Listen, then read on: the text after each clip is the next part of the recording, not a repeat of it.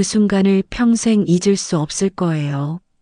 새벽 2시, 저희는 창고에서 서로를 안고 있었어요. 세상에서 가장 평화로운 순간이라고 생각했습니다. 윤석 씨 사랑해요. 그런데 그때였어요. 갑자기 창고 문이 열리며 아빠, 손전등 불빛이 우리를 비췄고 민수는 거기 서 있었습니다. 마치 시간이 멈춰진 것 같았어요. 아빠, 이게 뭐예요? 고등학교 2학년이 아들이 아버지를 보는 눈이 아니었어요. 이 여자 누구예요? 우리는 아무 말도 할 수 없었어요. 너무 부끄럽고 죄책감이 들었거든요. 모든 것이 끝났다는 걸 느꼈습니다. 아빠 때문에 우리 가족 완전히 망쳤어요. 민수가 뒤돌아서 뛰어나갔습니다. 저는 그때 알았습니다. 이제 정말 모든 게 무너져 내린다는 걸요. 오늘 제 이야기를 들려드리려고 해요. 사랑인 줄 알았던 것이 어떻게 모든 걸 파괴했는지에 대한 이야기를요. 저는 소라예요. 32살이고 간호사로 일하고 있습니다. 새로 이사 온 지 일주일 정도 됐죠. 2층 원룸인데 집값이 싸서 선택했어요. 다른 건 생각할 여유가 없었거든요. 병원에서 야간 근무를 마치고 집에 돌아오면 온몸이 부서질 것 같습니다. 환자들은 계속 늘어나는데 간호사는 부족해요. 하루에 15시간씩 일하는 날도 있죠. 월급은 그대로인데 업무량만 늘어나고 있어요. 오늘도 새벽 6시에 퇴근했습니다. 지하철에서 졸다가 내릴 뻔했어요. 집에 와서 샤워를 하려고 했는데 온수가 안 나왔죠. 하루 종일 병원에서 뛰어다녔는데 찬물로 씻어야 한다니 눈물이 날 것 같았어요. 점심때쯤 잠에서 깼습니다. 배가 고팠지만 냉장고엔 아무것도 없었어요. 편의점에서 삼각김밥 하나 사서 먹었죠. 이런 생활이 언제까지 계속될까요? 25세 간호사가 됐을 때는 이럴 줄 몰랐어요. 그때 부모님이 살아계셨다면 좋았을 텐데. 교통사고로 두 분 다 잃은 지 벌써 3년이 됐네요. 그때부터 혼자 살기 시작했어요. 외로움이 가장 힘들었습니다. 집에 와도 말할 사람이 없었거든요. 저녁에 병원으로 나가려는데 건물 입구에서 남자분을 봤어요. 나이는 40대 후반 정도 돼 보였습니다. 피곤해 보이는 얼굴이었죠. 저와 비슷한 느낌이었어요. 뭔가 지쳐 있다는 게 느껴졌거든요. 안녕하세요. 제가 먼저 인사했습니다. 새로 이사 온 사람이니까 인사는 해야죠. 아, 안녕하세요. 새로 이사 오신 분이시군요. 목소리가 차분했어요. 그런데 어딘가 쓸쓸한 느낌이 있었습니다. 네, 2층에 살게 됐어요. 윗집이신가요? 3층입니다. 가족들과 함께 살고 있어요. 가족이 있다고 하셨네요. 그런데 왜 이렇게 외로워 보이는 걸까요? 결혼한 사람치고는 표정이 너무 우울해 보였어요. 병원에서 일하시는군요. 제 유니폼을 보고 말씀하시는 거겠죠. 네, 간호사예요. 야간 근무가 많아서 조금 힘들어요. 사실 조금이 아니라 너무 힘들어요. 하지만 처음 만난 사람에게 털어놓기는 그렇잖아요. 혹시 뭔가 필요한 게 있으시면 말씀하세요. 오래 살았으니까 동네 사정을 잘 알거든요. 친절하신 분이네요. 오랜만에 누군가 저를 신경 써주는 말을 들었어요. 고마워요.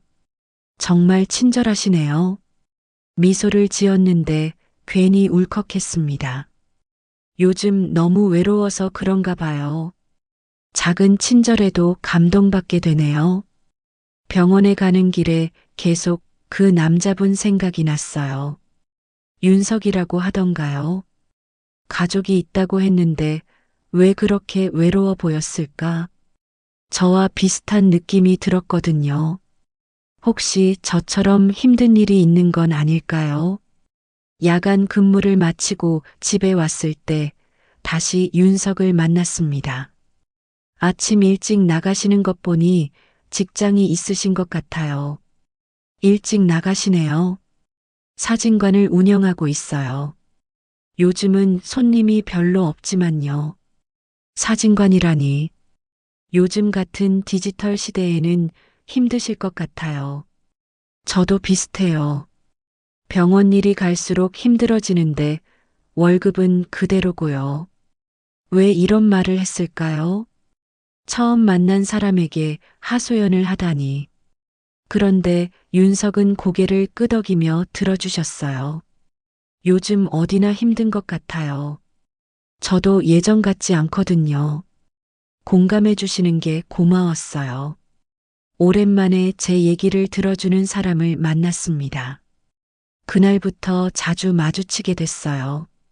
아침에 나갈 때도 만나고 저녁에 들어올 때도 만났습니다. 처음엔 간단한 인사만 나눴는데 점점 대화가 길어졌죠. 윤석은 20년 동안 사진관을 운영했다고 했어요. 처음엔 꿈이 있었지만 지금은 그냥 버티는 기분이라고 하더군요. 그 말이 너무 공감됐어요. 저도 처음 간호사가 됐을 때는 환자들을 도와주고 싶다는 마음이 컸거든요. 환자분들이 고마워할 때는 보람을 느껴요. 하지만 요즘은 그런 여유가 없어요. 너무 바빠서 제대로 돌봐드릴 시간이 없거든요. 저도 그래요. 예전엔 사진 한 장 한 장에 정성을 다했는데 지금은 기계적으로 찍고 있어요. 이런 대화를 나누면서 윤석에게 동질감을 느꼈습니다. 둘 다 꿈을 잃어버린 채 그냥 살아가고 있다는 생각이 들었어요. 어느 날 저녁 너무 답답해서 윤석에게 말을 걸었어요. 혹시 시간 있으시면 잠깐 얘기할 수 있을까요? 너무 답답해서요. 그러세요. 저도 할 얘기가 있어요. 건물 앞 벤치에 앉았습니다. 가로등이 윤석의 얼굴을 비추고 있었어요. 자세히 보니 잘생긴 분이더군요.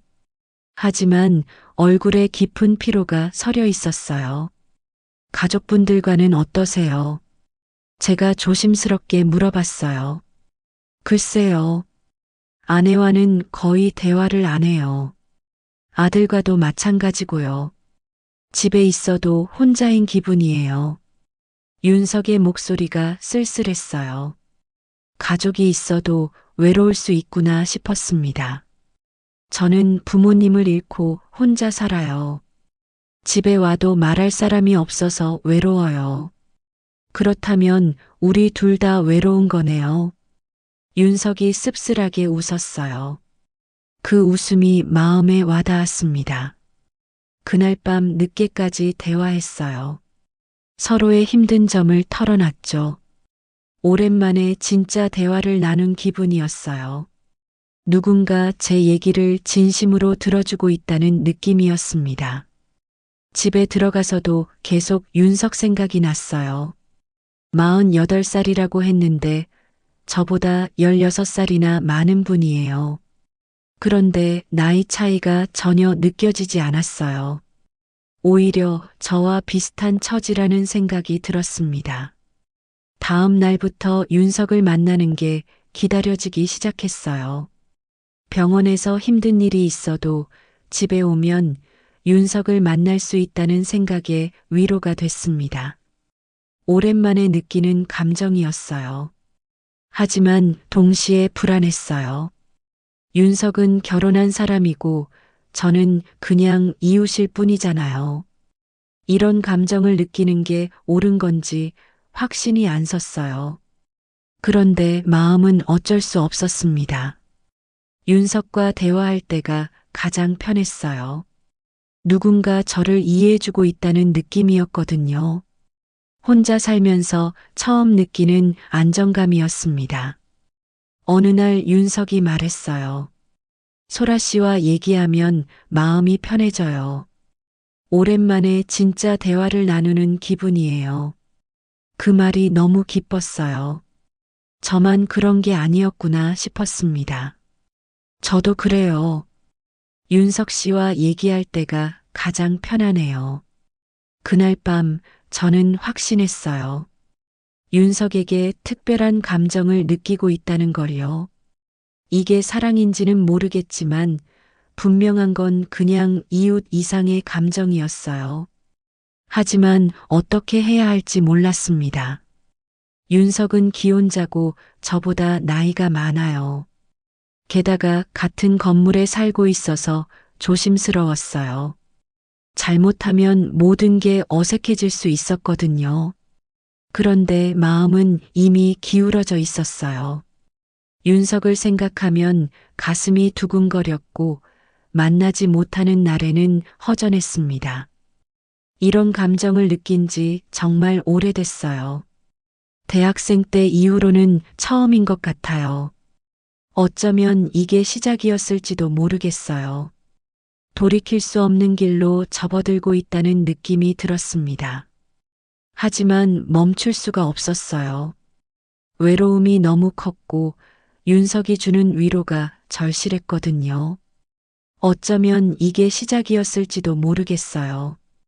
돌이킬 수 없는 길로 접어들고 있다는 느낌이 들었습니다. 하지만 멈출 수가 없었어요. 외로움이 너무 컸고 윤석이 주는 위로가 절실했거든요. 윤석과 만난 지 일주일 정도 지났을 때였어요. 저는 병원에서 특히 힘든 하루를 보냈습니다. 중환자실에서 환자 한 분이 돌아가셨거든요. 가족들이 우시는 모습을 보면서 제 부모님 생각이 났어요. 새벽에 집에 돌아와서 울었습니다. 얼마나 울었는지 모르겠어요. 그때까지 참고 있던 게 한꺼번에 터진 것 같았어요. 혼자 사는 게 이렇게 힘든 줄 몰랐습니다. 아침에 쓰레기를 버리러 나갔는데 윤석을 만났어요. 제가 온 티가 났나 봐요. 윤석이 걱정스럽게 물어보더군요. 괜찮으세요? 많이 피곤해 보이는데. 네, 그냥 병원 일이 좀 힘들어서요. 사실 힘든 게 일만이 아니었어요. 외로움과 절망감이 더 컸죠.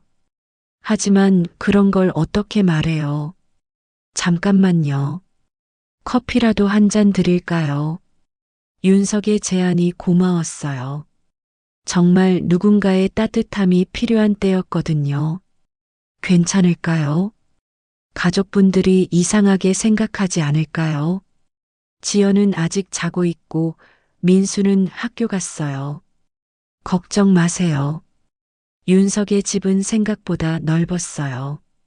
하지만 왠지 쓸쓸한 느낌이 들었습니다. 가족이 살고 있는 집 같지 않았어요. 너무 조용하고 차가웠거든요. 설탕 넣을까요? 아니요, 그냥 마실게요. 커피를 받아들면서 윤석의 손이 제 손에 살짝 닿았어요. 따뜻했습니다. 오랜만에 느끼는 온기였어요. 거실 소파에 앉아서 커피를 마셨습니다. 윤석은 저를 걱정스럽게 바라보고 있었어요. 많이 힘드시죠? 혼자 살면서 일까지 그렇게 바쁘면. 괜찮아요. 익숙해졌어요. 거짓말이었어요. 전혀 괜찮지 않았고 익숙해지지도 않았어요. 매일이 힘들었습니다. 저도 그래요. 가족이 있어도 결국 혼자인 기분이에요. 아무도 제 얘기를 들어주지 않거든요. 윤석의 말에 공감이 갔어요. 혼자 사는 외로움과 함께 있어도 느끼는 외로움 중 어느 게 더 힘들까요? 부모님이 돌아가시기 전에는 몰랐어요. 이렇게 외로울 줄은. 제가 처음으로 속마음을 털어놨어요. 윤석이 진심으로 들어주고 있다는 게 느껴졌거든요. 언제 돌아가셨어요? 3년 전이요. 교통사고였어요. 갑자기 연락이 왔는데 이미 늦었더라고요. 말하면서 또 울컥했어요. 아직도 그때 일이 생생해요. 많이 힘드셨겠어요. 저도 부모님을 일찍 여의었거든요. 윤석도 비슷한 경험이 있다고 하니 더 위로가 됐어요. 서로의 아픔을 이해하고 있다는 느낌이었습니다. 그날 아침 1시간 정도 대화했어요. 제 얘기를 이렇게 길게 한 게 정말 오래간만이었어요. 윤석은 끝까지 들어줬습니다. 중간에 끊거나 다른 얘기로 돌리지도 않았어요. 기분이 좀 나아지셨어요. 네, 많이요. 고마워요. 정말 기분이 좋아졌어요. 누군가 제 얘기를 들어주고 공감해줬으니까요. 그날부터 윤석과의 관계가 달라졌어요. 단순한 이웃 관계를 넘어서기 시작했죠. 힘든 일이 있으면 서로에게 털어놓게 됐습니다. 며칠 뒤에는 윤석이 저에게 하소연했어요. 사진관에 손님이 거의 안 온다고요. 하루 종일 기다려도 한두 명밖에 안 온다더군요. 이러다가 정말 문 닫아야 할 것 같아요. 빚만 늘어가고 있거든요. 윤석의 얼굴이 어두웠어요. 저도 마음이 아팠습니다. 다른 일을 생각해 보시는 건 어때요? 이 나이에 뭘 할 수 있겠어요? 사진 찍는 것 말고는 할 줄 아는 게 없어요. 윤석의 한숨이 깊었어요. 꿈을 잃어버린 사람의 표정이었습니다. 저희는 서로의 위로가 됐어요. 힘든 일이 있으면 만나서 대화했습니다. 때로는 그냥 침묵 속에서 함께 있기도 했어요. 말하지 않아도 서로를 이해하고 있다는 느낌이었거든요. 어느 날 저녁 윤석이 제안했어요. 날씨가 좋으니까 산책이라도 할까요? 동네 뒷산으로 올라갔어요. 그리 높지 않은 산이었는데 정상에서 보는 야경이 예뻤습니다. 여기 자주 오세요. 가끔요. 답답할 때 혼자 올라와요. 벤치에 앉아서 야경을 바라봤어요. 윤석과 나란히 앉아 있으니 마음이 평온해졌습니다. 소라 씨와 있으면 마음이 편해져요. 오랜만에 느끼는 감정이에요. 윤석의 고백이 저를 놀라게 했어요. 저도 같은 생각을 하고 있었거든요. 저도요. 윤석 씨 때문에 외롭지 않아요. 그 순간 공기가 묘하게 변했어요. 서로를 바라보는 시선이 달라졌습니다. 이웃 사이의 시선이 아니었어요. 산에서 내려오는 길에 윤석이 제 손을 잡았어요. 자연스럽게 손을 내밀더군요. 저도 거부하지 않았습니다. 오히려 따뜻함이 좋았어요. 그날 밤부터 저희 관계는 확실히 달라졌어요. 서로에게 특별한 감정이 있다는 걸 인정하게 됐습니다. 더 이상 그냥 이웃이 아니었어요. 매일 만나는 게 일상이 됐어요. 윤석은 사진관이 끝나면 저를 기다렸고 저는 병원 일이 끝나면 윤석을 만났습니다.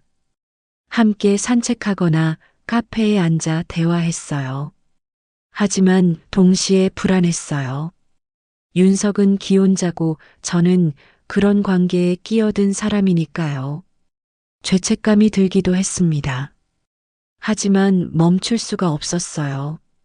윤석도 비슷한 마음인 것 같았어요. 저와 함께 있을 때는 행복해했지만 집 얘기가 나오면 표정이 어두워졌거든요. 아내와는 정말 대화가 안 돼요. 결혼한 지 20년이 넘었는데 남남 같아요. 그래도 가족이잖아요. 가족이라는 이름만 남았어요. 사랑은 진작에 사라졌죠. 윤석의 말이 저를 위로했어요. 제가 나쁜 짓을 하는 게 아니라는 자기 합리화였을지도 모르지만요. 시간이 지날수록 윤석에 대한 감정이 깊어졌어요. 사랑이라고 부를 수 있을 것 같았습니다. 이런 감정을 느낀 게 정말 오래간만이었어요. 윤석도 저에게 빠져가고 있다는 게 느껴졌어요. 저를 바라보는 눈빛이 달라졌거든요. 더 이상 이웃을 보는 눈이 아니었습니다. 어느 날 윤석이 말했어요. 소라 씨 없으면 못 살 것 같아요. 그 말이 저를 행복하게도 했지만 동시에 불안하게도 했어요. 저희가 어디로 가고 있는 건지 알 수 없었거든요. 장마철이 시작됐어요. 연일 비가 쏟아졌습니다. 저는 병원에서 야간 근무를 마치고 집에 돌아오는 길이었어요. 빗속에서 걸어오다 보니 옷이 다 젖었습니다. 건물에 들어서는데 갑자기 정전이 됐어요. 온 건물이 깜깜해졌습니다. 엘리베이터도 멈췄죠. 2층까지 걸어 올라가야 했어요. 계단을 오르는데 누군가 손전등을 비춰줬어요. 윤석이었습니다. 괜찮으세요? 정전인 것 같아요. 네, 괜찮아요. 고마워요. 윤석의 배려가 따뜻했어요. 이런 때에도 저를 챙겨주다니. 집에 들어가시기 전에 잠깐만요. 혼자 있으면 무서우실 텐데. 정말 무서웠어요. 깜깜한 곳을 무서워하거든요. 어릴 때부터 그랬어요. 지하에 비상 발전기가 있어요. 확인해 볼게요. 윤석을 따라 지하로 내려갔습니다. 창고 같은 곳이었어요. 윤석이 손전등으로 비춰주니까 겁이 덜 났어요. 발전기가 고장 난 것 같네요.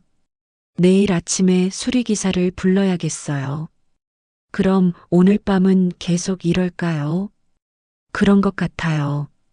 무서우시면 제 집에서 주무셔도 돼요. 윤석의 제안에 마음이 흔들렸어요. 하지만 가족들이 있는 집에 어떻게 들어가요? 괜찮아요. 집에 촛불이 있을 거예요. 그때 천둥이 쳤어요. 너무 큰 소리에 깜짝 놀라서 윤석에게 달라붙었습니다. 순간적인 반응이었어요. 윤석이 저를 안아줬어요. 따뜻하고 든든했습니다. 오랜만에 느끼는 안정감이었어요. 괜찮아요. 제가 있잖아요. 윤석의 목소리가 다정했어요. 가슴에서 심장 뛰는 소리가 들렸습니다. 제 심장인지 윤석의 심장인지 알 수 없었어요. 그렇게 한참을 안고 있었어요. 처음엔 무서움 때문이었는데 점점 다른 감정이 생겼습니다. 윤석의 체온과 냄새가 좋았어요. 윤석도 저를 놓아주지 않았어요. 오히려 더 세게 안았습니다. 저희 둘 다 이 순간을 놓치고 싶지 않았던 것 같아요. 소라 씨, 윤석이 제 이름을 불렀어요. 목소리가 떨리고 있었습니다. 네. 저도 목소리가 나오지 않았어요. 가슴이 두근거려서 숨이 가빠졌습니다. 윤석이 저를 바라봤어요. 어둠 속에서도 윤석의 눈빛이 보였습니다. 간절하고 뜨거웠어요. 이러면 안 되는데. 윤석이 중얼거렸어요. 하지만 저를 놓지는 않았습니다. 저도 알아요.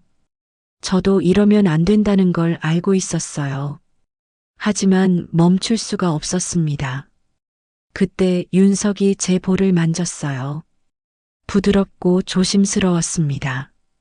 저는 눈을 감았어요. 윤석의 입술이 제 입술에 닿았어요. 처음엔 살짝 스치듯이었지만 점점 깊어졌습니다. 제 첫 키스는 아니었지만 이렇게 마음이 뛰는 키스는 처음이었어요. 얼마나 키스했는지 모르겠어요. 시간이 멈춘 것 같았습니다. 세상에서 저희 둘만 남은 것 같았어요. 키스가 끝났을 때 저희는 서로를 바라봤어요. 무슨 말을 해야 할지 몰랐습니다. 하지만 후회하지는 않았어요. 미안해요. 윤석이 사과했어요.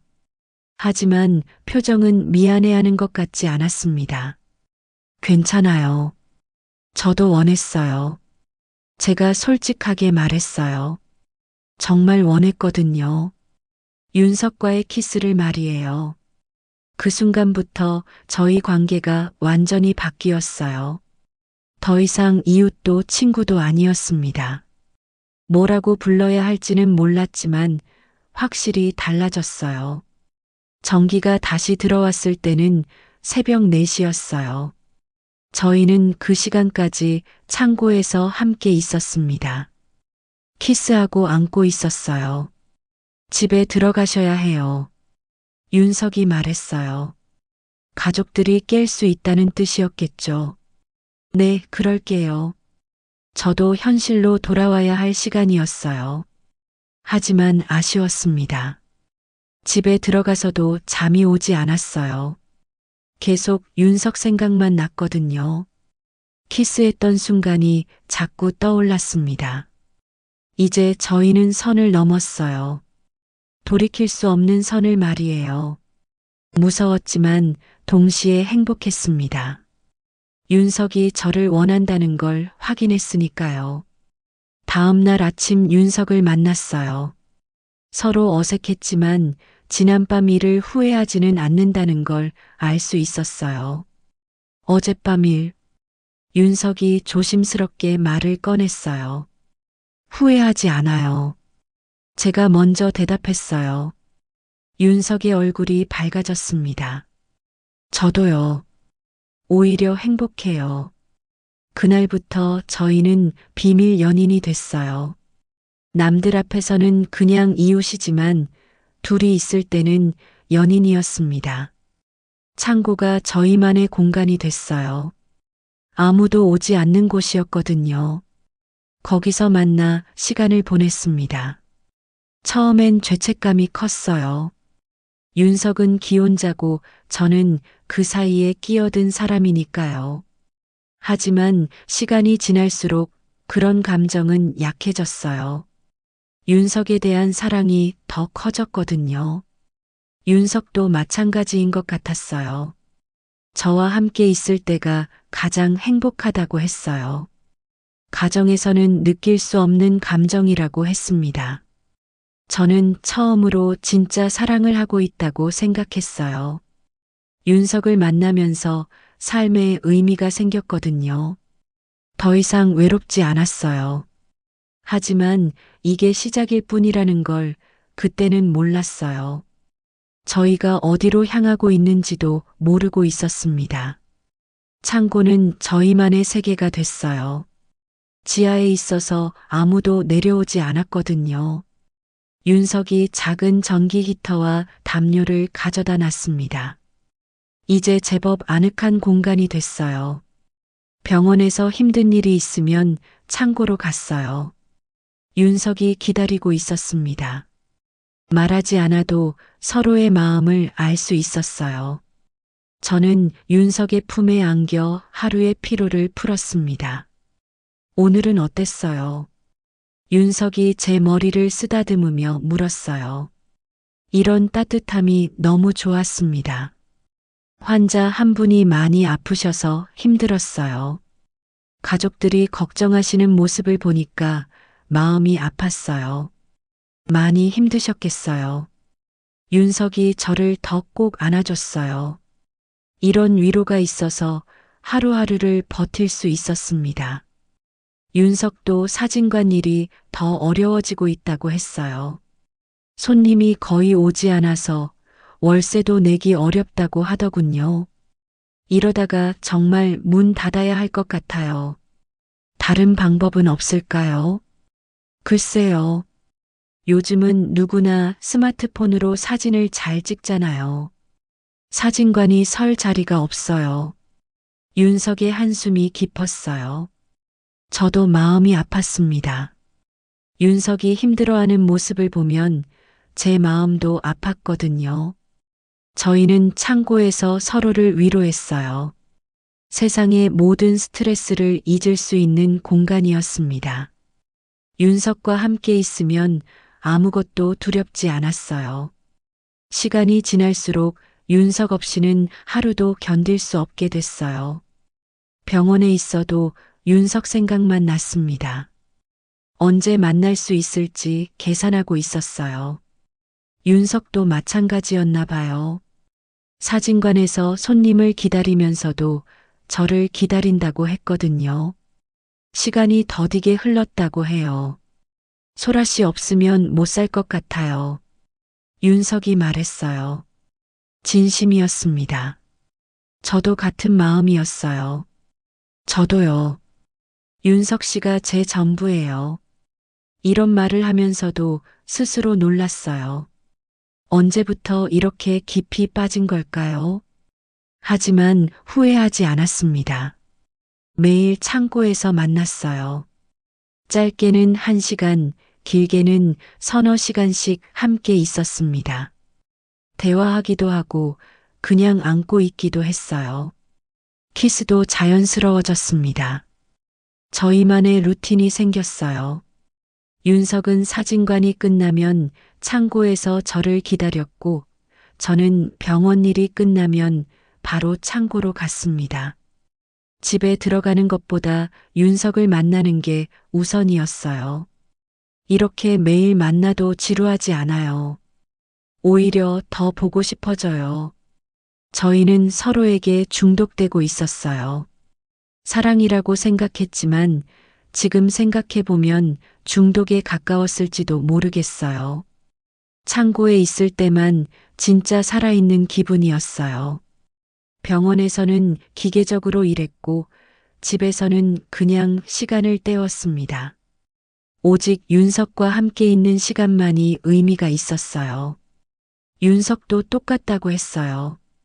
집에서는 지영과 민수가 있어도 외로웠지만 저와 함께 있으면 세상을 다 가진 기분이라고 했습니다. 가정이 이렇게 공허한 줄 몰랐어요. 사랑 없는 결혼 생활이 이렇게 힘든 줄도. 많이 힘드시겠어요. 소라 씨가 있어서 버틸 수 있어요. 진짜 사랑이 뭔지 알게 됐거든요. 윤석의 말이 저를 행복하게 했어요. 제가 윤석에게 그런 의미라니 뿌듯했습니다. 하지만 가끔은 불안했어요. 이런 관계가 언제까지 지속될 수 있을까요? 윤석은 가정이 있고 저는 혼자잖아요. 언젠가는 선택해야 할 때가 올 텐데 윤석은 무엇을 선택할까요? 그런 생각이 들 때면 더 윤석에게 매달렸어요. 놓치고 싶지 않았거든요. 윤석 없는 삶을 상상할 수 없었어요. 윤석도 비슷한 마음인 것 같았어요. 저를 더 세게 안았고 더 많이 키스했습니다. 마치 저를 놓치면 안 된다는 듯이요. 절대 저를 떠나지 마세요. 그럴 리 없어요. 소라 씨가 제 전부인데. 이런 약속을 매일 주고받았어요. 윤석 씨는 내 탄력이 진 복부를 쓰다무며 손을 아래쪽으로 내려가기 시작했어요. 매끈한 내 언덕과 언덕 위에 핀 꽃 주변을 부드럽게 만지기 시작했어요. 손바닥을 펼친 채로 언덕을 쓰다듬던 윤석 씨는 그 굵은 손가락으로 꽃잎 사이로 천천히 밀어 넣었어요. 고통보단 기쁨이 차올랐고 윤석 씨는 내 꽃잎에서 나온 물로꽃에 물을 주듯 살짝살짝 들어 올렸어요. 깊숙이 파고든 손가락으로 내 벽을 긁자 나는 살짝 허리가 휘어졌다.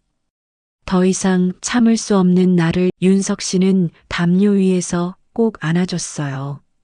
서로를 끌어안은 우리는 서로의 감촉과 심장의 고동을 느끼며 윤석 씨의 그것이 드디어 내 몸 깊은 곳으로 들어왔다.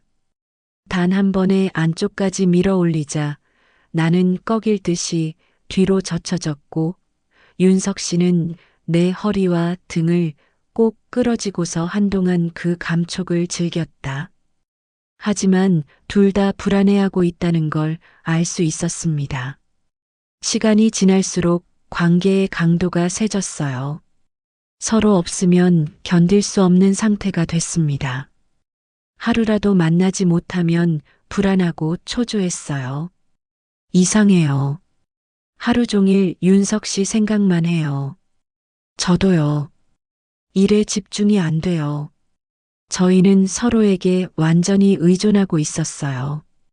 건강한 사랑이 아니라는 걸 어렴풋이 알고 있었지만 멈출 수가 없었습니다. 창고는 저희에게 마약 같은 곳이었어요. 그곳에서만 평안을 찾을 수 있었거든요. 현실의 모든 문제를 잊을 수 있는 유일한 장소였습니다. 하지만 문제는 점점 커지고 있었어요. 저희가 너무 깊이 빠져들고 있다는 걸 느낄 수 있었습니다. 사랑이라고 생각했던 감정이 점점 중독으로 변해가고 있었어요. 윤석도 저도 이 관계가 위험하다는 걸 알고 있었지만 빠져나올 수가 없었어요. 서로가 서로의 마약이 되어버렸거든요.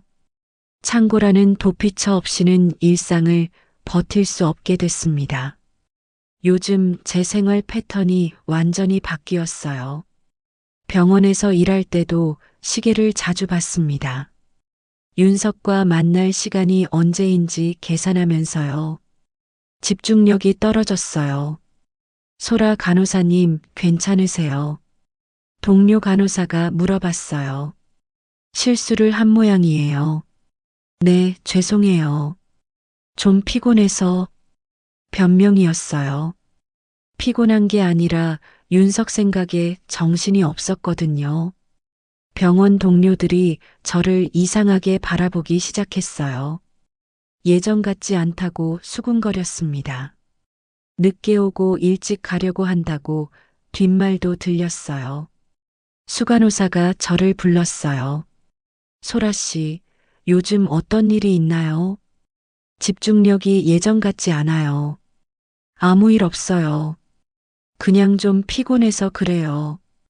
개인적인 일 때문에 업무에 지장을 주면 안 되죠. 환자들에게 피해가 가요. 질책을 받았어요. 마음이 아팠지만 어쩔 수 없었습니다. 정말 윤석 때문에 일에 집중이 안 됐거든요. 집에 혼자 있을 때도 마찬가지였어요. 계속 윤석을 기다렸습니다. 언제 연락이 올지, 언제 만날 수 있을지만 생각했어요. 밥을 먹을 때도 텔레비전을 볼 때도 윤석 생각뿐이었습니다. 핸드폰을 수시로 확인했어요. 윤석이 메시지를 보냈나 싶어서요. 연락이 조금만 늦어도 불안했습니다. 혹시 뭔가 생긴 건 아닐까 걱정됐어요. 어느 날은 윤석이 평소보다 늦게 창고에 왔어요. 저는 이미 1시간째 기다리고 있었습니다. 왜 이렇게 늦었어요? 제 목소리에 짜증이 섞여 있었어요. 스스로도 놀랐습니다. 미안해요. 집에서 지연이랑 얘기할 일이 있어서 지연 얘기만 나와도 기분이 나빠졌어요. 윤석의 아내라는 존재가 저를 불안하게 했거든요. 무슨 얘기요? 별거 아니에요. 민수 진로 상담 때문에 가족 얘기를 들으면 현실로 돌아오게 됐어요. 윤석에게는 가정이 있다는 걸 다시 깨달았죠. 그날부터 더 예민해졌어요. 윤석이 조금만 늦어도 화를 냈고 가족 얘기만 나와도 기분이 상했습니다. 독점욕이 생긴 거였어요.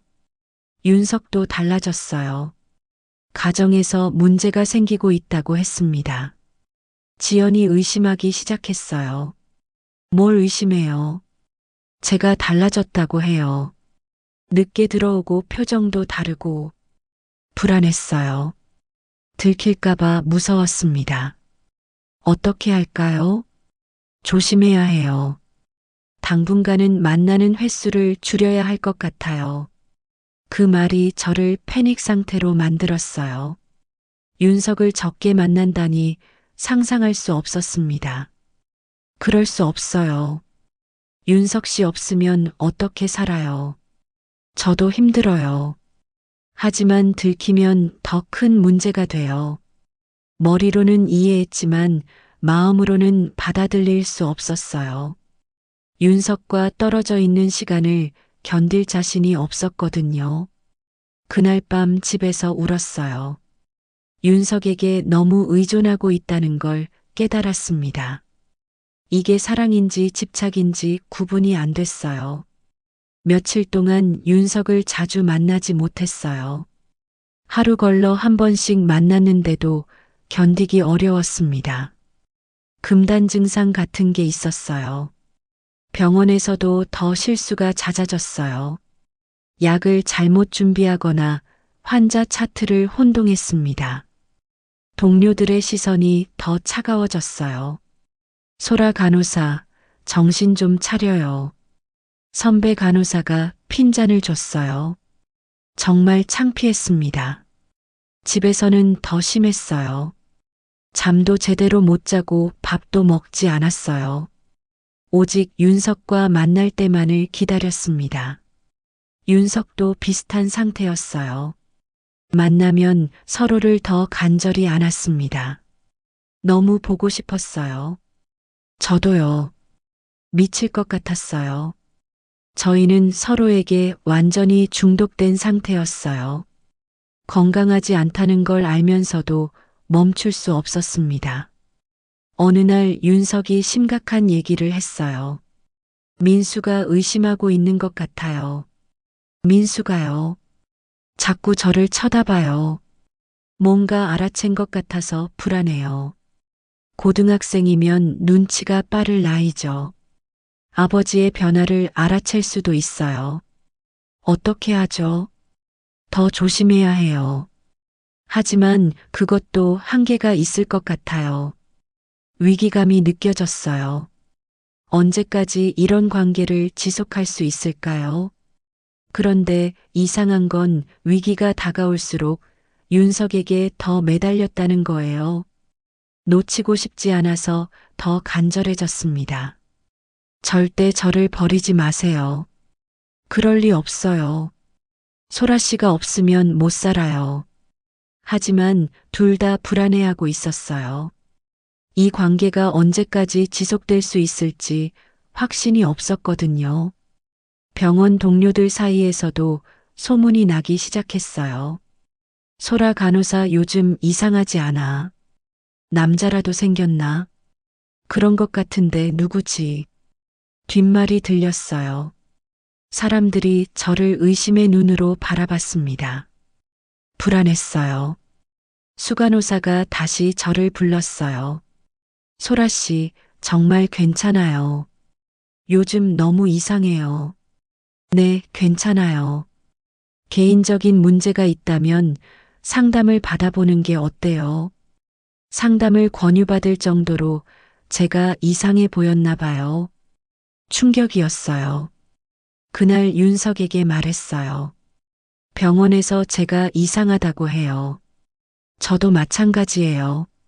사진관 손님들이 제가 딴 생각한다고 해요. 저희 모두 일상생활에 문제가 생기고 있었어요.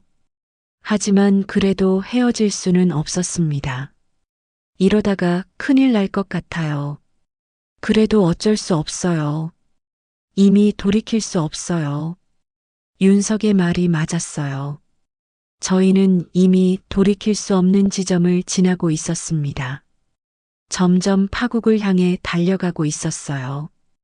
윤석의 아내 지연이 본격적으로 의심하기 시작했다는 소식을 들었어요. 윤석이 창고에서 저에게 말했습니다. 어젯밤에 지연이 따져 물었어요. 요즘 왜 이렇게 늦게 들어오느냐고. 뭐라고 하셨어요? 사진관 일 때문이라고 했죠. 하지만 믿지 않는 것 같아요. 지연의 의심이 커지고 있다는 게 느껴졌어요. 불안했습니다. 혹시 저를 의심하는 건 아니겠죠? 모르겠어요. 하지만 조심해야 해요. 며칠 후에는 더 심각한 일이 생겼어요. 민수가 밤에 집 주변을 돌아다닌다는 거였어요. 민수가 저를 미행하는 것 같아요. 윤석의 얼굴이 창백했어요. 미행이요. 밤에 사진관 주변에서 본 적이 있어요. 제가 어디 가나 지켜보는 것 같아요. 고등학생인 민수가 아버지를 의심하고 있다니. 상황이 심각해지고 있었어요. 그럼 어떡하죠? 당분간은 만나기 어려울 것 같아요. 그 말에 가슴이 답답해졌어요. 윤석을 만나지 못한다는 건 상상할 수 없었거든요. 며칠 정도요. 적어도 일주일이라니. 하루도 견디기 어려운데 일주일을 어떻게 버티죠? 하지만 어쩔 수 없었어요. 들키면 더 큰 문제가 될 테니까요. 그 일주일이 지옥 같았어요. 윤석을 만나지 못하니까 온종일 불안했습니다. 밤에는 잠도 오지 않았어요. 병원에서 일할 때도 집중이 안 됐어요. 환자들에게 짜증을 내기도 했습니다. 평소 같지 않은 행동이었어요. 소라 간호사님, 오늘 왜 그래요? 동료가 물어봤어요. 아무것도 아니에요. 하지만 다 티가 났나 봐요. 사람들이 저를 이상하게 봤습니다. 집에서는 더 심했어요. 핸드폰만 붙들고 있었어요. 윤석이 연락하나 싶어서요. 하지만 연락은 오지 않았습니다. 며칠 지나니까 금단 증상이 심해졌어요. 윤석 없이는 정말 살 수 없다는 생각이 들었습니다. 이게 사랑인지 병인지 구분이 안 됐어요. 일주일 만에 윤석을 만났을 때는 둘 다 많이 야위어 있었어요. 많이 힘드셨죠? 죽을 뻔했어요. 윤석 씨 없으면 정말 못 살겠어요. 윤석도 마찬가지였다고 했어요. 일주일 동안 제대로 잠도 못 잤다고 하더군요. 이제 어떻게 하죠? 모르겠어요. 하지만 헤어질 수는 없어요. 저희는 서로를 더 간절히 안았어요. 일주일 만에 만난 게 믿어지지 않을 정도였습니다. 그런데 상황은 더 나빠지고 있었어요. 지연이 직접 윤석을 추궁했다고 했습니다. 다른 여자가 있는 거 아니냐고 물어봤어요. 뭐라고 하셨어요? 당연히 아니라고 했죠. 하지만 계속 의심하고 있어요. 지연이 확신을 가지고 있다는 게 느껴졌어요. 시간 문제인 것 같았습니다. 민수도 더 적극적으로 윤석을 감시하기 시작했어요. 어젯밤에도 뒤를 밟았어요. 다행히 여기까지는 안 왔지만 언제까지 이렇게 할 수 있을까요? 모르겠어요. 하지만 포기할 수 없어요. 위기가 닥쳐오는데도 저희는 관계를 끊을 수 없었어요. 오히려 더 자주 만나고 싶어 했습니다. 그런데 이상한 건 위험해질수록 더 간절해진다는 거였어요. 언제 끝날지 모르는 관계라고 생각하니까 더 소중해졌습니다. 만약에 들키면 어떻게 하죠? 그땐 그때 생각해요. 지금은 이 순간이 중요해요. 윤석도 비슷한 마음인 것 같았어요. 현실을 외면하고 싶어 했습니다. 어느 날 윤석이 말했어요. 지연이 제 핸드폰을 뒤졌어요. 혹시 저랑 주고받은 메시지를 다 지웠으니까 괜찮아요. 하지만 의심은 더 커졌을 거예요. 정말 위험한 상황이었어요. 언제 터질지 모르는 시한폭탄 같았습니다. 하지만 그래도 만났어요. 더 조심스럽게, 더 은밀하게 만났습니다. 창고 말고 다른 곳에서도 만났어요. 근처 모텔에 가기도 했어요. 위험했지만 더 자유로울 수 있었습니다.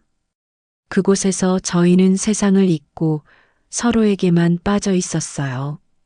이런 게 사랑인가요? 제가 물어봤어요. 모르겠어요. 하지만 소라 씨 없으면 못 살아요. 윤석의 대답이었어요. 사랑인지 중독인지 알 수 없었지만 이미 너무 깊이 빠져 있었어요. 시간이 지날수록 상황은 더 악화됐어요. 지연의 의심은 확신으로 바뀌고 있었고 민수의 감시는 더 치밀해졌습니다. 이제 정말 한계인 것 같아요. 윤석이 말했어요. 그럼 어쩌죠? 모르겠어요. 하지만 포기할 수 없어요. 저희 모두 현실을 인정하고 싶지 않았어요. 이 관계가 끝날 수 있다는 걸 받아들일 수 없었습니다. 그런데 정말 끝이 다가오고 있었어요. 민수가 윤석을 더 철저히 감시하고 있었고 지연은 확신을 가지고 증거를 찾고 있었습니다. 어느 날 밤 윤석이 급하게 연락했어요. 민수가 여기 올 것 같아요. 빨리 나가세요. 창고에서 황급히 나왔어요. 정말 아슬아슬했습니다. 그날 밤 윤석이 말했어요. 이제 정말 위험해요. 민수가 저를 완전히 의심하고 있어요. 그럼 어떡하죠? 조심해야 해요. 하지만 만나지 않을 수는 없어요. 저희는 마지막까지 이 관계를 포기하지 않으려 했어요. 하지만 파국은 이미 목전에 와 있었습니다. 그날은 평소와 다름없는 밤이었어요. 병원에서 야간 근무를 마치고 새벽 2시에 집에 돌아왔습니다. 윤석이 창고에서 기다리고 있었어요. 요즘 자주 만나지 못해서 더 간절했습니다. 보고 싶었어요. 윤석이 저를 안으며 말했어요. 저도 마찬가지였습니다. 저도요. 하루가 너무 길었어요. 창고 안은 여전히 저희만의 공간이었어요. 작은 히터가 따뜻함을 주고 있었습니다. 담요 위에 앉아서 서로를 바라봤어요. 민수는 괜찮았어요. 오늘은 일찍 잤어요. 지연도 마찬가지고요. 안심이 됐어요. 요즘 계속 긴장하고 있었거든요. 윤석이 제 손을 잡았어요. 따뜻했습니다. 이런 순간이 너무 소중했어요. 소라 씨, 네, 사랑해요. 윤석이 말했어요. 이런 고백을 들을 때마다 가슴이 벅찼습니다. 저도 사랑해요. 서로를 바라보며 키스했어요. 부드럽고 따뜻한 키스였습니다. 세상에서 가장 행복한 순간이었어요. 윤석이 저를 더 꼭 안았어요. 저도 윤석에게 더 가까이 다가갔습니다. 이 순간이 영원했으면 좋겠다고 생각했어요. 평생 이렇게 살 수 있다면 좋겠어요. 제가 중얼거렸어요. 저도요. 소라 씨가 제 전부예요. 윤석의 목소리가 간절했어요. 정말 진심이라는 게 느껴졌습니다. 저희는 서로를 안고 있었어요. 시간이 멈춘 것 같았습니다. 이런 평화로운 순간이 오래 지속됐으면 좋겠다고 생각했어요. 그런데 그때였어요. 갑자기 창고 문이 벌컥 열렸습니다. 아빠, 민수의 목소리였어요. 저희는 깜짝 놀라서 서로를 떨어뜨렸습니다. 하지만 이미 늦었어요. 민수가 문 앞에 서 있었어요. 손전등을 들고 있었습니다. 그 불빛이 저희를 비추고 있었어요. 시간이 정지한 것 같았어요. 아무도 말하지 않았습니다. 민수의 얼굴은 충격으로 일그러져 있었어요. 민수야. 윤석이 어렵게 입을 열었어요. 목소리가 떨리고 있었습니다. 이게 뭐예요? 민수의 목소리에 분노와 실망이 섞여 있었어요. 18살 아들이 아버지를 보는 눈이 아니었습니다. 민수야, 이건 윤석이 변명하려 했지만 민수가 끊었어요. 이 여자가 누구예요? 민수가 저를 가리키며 말했어요. 그 시선이 차갑고 적대적이었습니다. 저는 아무 말도 할 수 없었어요. 머릿속이 하얗게 변했거든요. 이런 상황을 상상해 본 적은 있었지만 막상 닥치니까 아무것도 할 수 없었어요. 이웃에 사는 소라 씨야. 윤석이 답했어요. 이웃이요. 민수가 비웃듯 말했어요. 이웃끼리 이렇게 하는 거예요. 말할 수 없이 부끄러웠어요. 18살 아이 앞에서 이런 모습을 보였다니 땅에 묻히고 싶었습니다. 민수야, 아빠가 설명해 줄게. 설명요? 뭘 설명해요? 민수의 목소리가 점점 커졌어요. 분노가 폭발하고 있었습니다. 엄마는 알아요. 아빠가 바람 피우는 거. 그 말에 윤석이 움찔했어요. 지연이 알고 있다는 뜻이었거든요. 민수야, 이제 다 끝났어요. 우리 가족 완전히 망쳤어요. 민수가 소리쳤어요. 그 목소리에 절망과 분노가 섞여 있었습니다. 저는 그 자리에 서 있을 수가 없었어요. 너무 부끄럽고 죄책감이 들었거든요. 민수의 인생을 망쳐버린 것 같았어요. 죄송해요. 제가 겨우 말했어요. 하지만 민수는 저를 쳐다보지도 않았습니다. 아빠, 실망이에요. 정말 실망이에요. 민수의 말이 윤석을 무너뜨렸어요. 윤석의 얼굴이 창백해졌습니다. 민수야, 다시는 아빠라고 부르지 마세요. 민수가 등을 돌렸어요. 문 밖으로 나가려 했습니다. 민수야, 잠깐만. 윤석이 민수를 붙잡으려 했지만 민수는 뿌리치고 나갔어요. 발소리가 멀어져 갔습니다. 창고 안에는 저희 둘만 남았어요. 침묵이 흘렀습니다. 무슨 말을 해야 할지 몰랐어요. 이제 정말 끝인가요? 제가 물어봤어요. 윤석이 고개를 떨어뜨렸어요. 대답하지 않았지만 알 수 있었어요. 정말 끝이라는 걸요. 민수가 지연에게 말할 거예요. 윤석의 목소리가 절망적이었어요. 그럼 어떻게 되죠? 모르겠어요. 하지만 좋을 건 없을 거예요. 저희가 그렇게 두려워하던 순간이 왔어요. 비밀이 탄로난 거죠. 더 이상 숨길 수 없게 됐어요. 후회해요. 제가 물어봤어요. 윤석이 저를 바라봤어요. 눈에 눈물이 고여 있었습니다. 소라 씨와의 시간은 후회하지 않아요. 하지만 민수에게 이런 모습을 보인 건 후회해요. 저도 마찬가지였어요. 윤석을 사랑했던 건 후회하지 않았지만 이런 식으로 끝나는 건 원하지 않았어요. 그날 밤이 저희의 마지막 밤이었어요. 다음 날부터는 모든 게 달라졌거든요. 폭풍이 몰아치기 시작했어요. 민수의 폭로로 저희 관계는 완전히 노출됐어요. 더 이상 숨길 수도 없고 지속할 수도 없게 됐습니다. 그동안 쌓아온 모든 것이 한순간에 무너져 내렸어요. 민수가 모든 걸 지연에게 말했어요. 다음 날 아침부터 윤석의 집에서는 큰 소리가 들렸습니다. 지연이 윤석에게 소리를 지르는 소리였어요.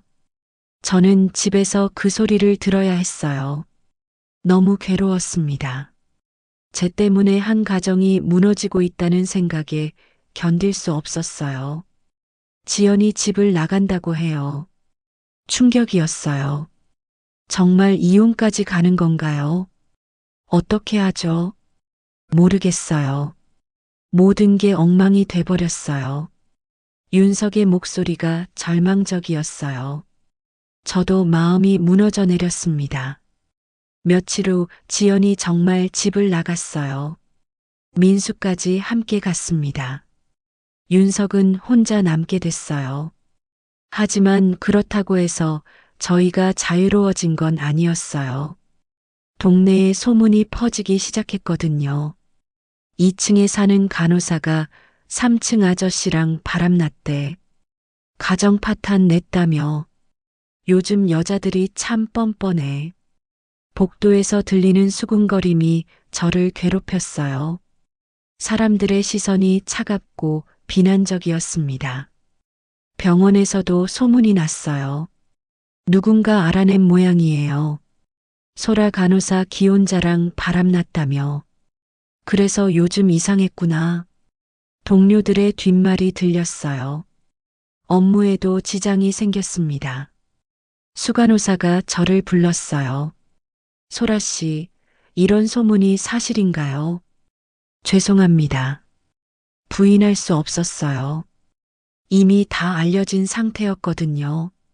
병원 이미지에 안 좋은 영향을 줘요. 사직하는 게 좋겠어요. 결국 병원을 그만둬야 했어요. 일자리를 잃게 된 거죠. 윤석도 마찬가지였어요. 사진관 손님들이 더 이상 오지 않았어요. 동네 사람들이 모두 알고 있었거든요. 사진관 문 닫아야 할 것 같아요. 윤석이 말했어요. 목소리에 절망이 묻어 있었습니다. 모든 게 제 잘못이에요. 아니에요. 저도 원했던 일이에요. 하지만 결과는 참담했어요. 저희 둘 다 모든 걸 잃었습니다. 어느 날 저녁, 저희는 다시 창고에서 만났어요. 예전처럼 숨어서 만날 필요는 없었지만 갈 곳이 없었거든요. 이제 어떻게 할까요? 제가 물어봤어요. 모르겠어요. 정말 모르겠어요. 윤석도 길을 잃은 사람 같았어요. 창고는 여전히 저희만의 공간이었어요. 하지만 예전 같지 않았습니다. 따뜻함 대신 차가움이 느껴졌어요. 후회해요. 윤석이 말했어요. 저를 만난 걸요. 아니에요. 이런 식으로 끝난 걸요. 저도 마찬가지였어요. 윤석을 사랑한 건 후회하지 않았지만 결과는 너무 참혹했습니다. 사랑이었을까요? 제가 물어봤어요. 모르겠어요. 하지만 진심이었어요. 윤석의 대답이었어요. 저도 진심이었습니다. 하지만 그 진심이 모든 걸 파괴해버렸어요. 서로를 바라보는 저희의 눈빛이 예전과 달랐어요. 사랑과 열정 대신 피로와 절망이 있었습니다. 서로를 파괴시킨 죄책감도 있었어요. 이제 어디로 가죠? 모르겠어요. 갈 곳도 없어요. 저희 둘 다 떠날 곳이 없었어요. 모든 걸 잃어버렸거든요. 몇 주 후, 저는 다른 도시로 이사를 가기로 했어요. 여기서는 더 이상 살 수 없었거든요. 새로 시작해야 했어요. 윤석도 이 동네를 떠날 계획이라고 했어요. 사진관을 정리하고 다른 곳으로 가겠다고 했습니다. 마지막 날, 저희는 다시 창고에서 만났어요. 작별 인사를 하러요. 행복하세요. 윤석이 말했어요. 윤석 씨도요. 하지만 둘 다 행복해질 수 있을지 확신이 없었어요. 너무 많은 걸 잃었거든요. 창고를 나서는 발걸음이 무거웠어요. 이곳에서의 모든 추억이 떠올랐습니다. 행복했던 순간들도 있었지만 결국 파괴로 끝났어요. 저는 그날 밤 마지막으로 생각했어요. 이게 사랑이었을까요? 아니면 중독이었을까요?